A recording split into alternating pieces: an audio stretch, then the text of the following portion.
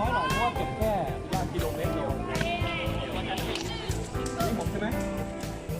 จุดคัดแยกแล้วนะครับใครอยากช่วยแยกขยะบ้าง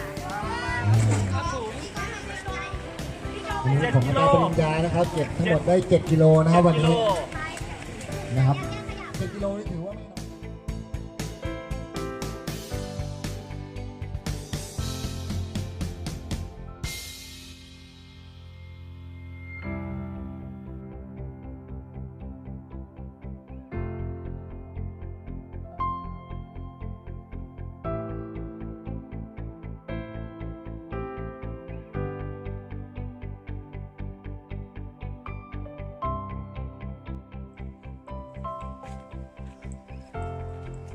ม่น้อย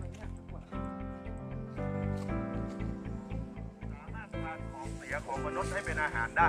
แล้วของเสียของต้นไม้กับเป็นของดีของมนุษย์ของเสียของมนุษย์ก็คือคาร์บอนไดออกไซด์เอาไปสังเคราะห์แสงแล้วเก็บกักไว้ในรูปของคาร์บอนคือเนื้อไม้แล้วคายของเสียออกมาคือออกซิเจนก็คืออากาศที่เราหายใจนะฮะเพราะฉะนั้นเนี่ยนะครับที่มีอยู่ตามลำน้ำเจ้าพระยาและในปีที่3ปีนี้ครับเรามีการจัดทำแผนอนุรักษ์ต้นไม้ใหญ่ครับตลอดลำน้ำเจ้าพระยาโดย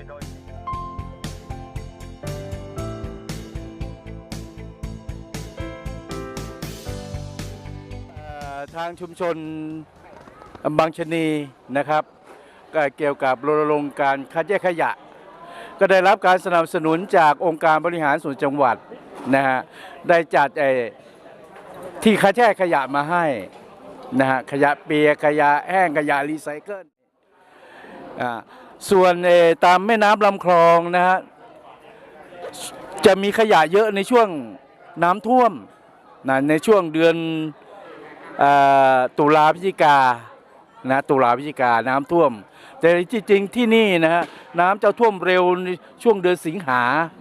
หาคมนี่เร็วแต่ตามปกติมันจะมาท่วมปลายเดือนกันยา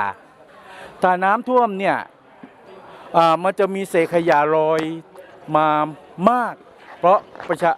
ชาวบ้านเมื่อทานอาหารอะไรแล้วก็ทิ้งเห็นด้วยเป็นอย่างยิ่งกับที่ท่านสมควรที่จะสนับสนุนท่านให้บรรลุเป้าหมายบรรลุความสำเร็จในโอกาสต่อไปครับ